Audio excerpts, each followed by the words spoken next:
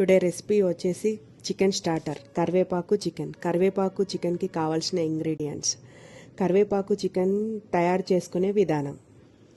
ఇప్పుడు ఒక ప్లేన్ మూకుడు తీసుకొని చూపిస్తున్న స్పైసెస్నన్నీ డ్రై రోస్ట్ చేసి పక్కన పెట్టేసుకోవాలి. అదే మూకుడులో ఆయిల్ పోసేసి ఎండుమిర్చి కరివేపాకును వేయించేసుకోవాలి.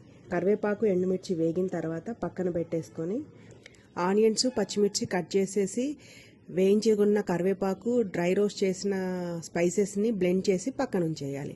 అదే ఆయిల్లో ఆనియన్స్ పచ్చిమిర్చి వేయించి గోల్డెన్ బ్రౌన్ కలర్ వచ్చేదాకా వేయించుకోవాలి.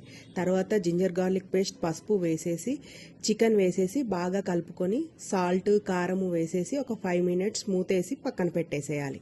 10 minutes తర్వాత కరివేపాకు మసాలా వేసేసి కలుపుకొని ఒక 5 minutes తర్వాత కొత్తిమీర వేసేసి సర్వ్ చేసుకోవడమే.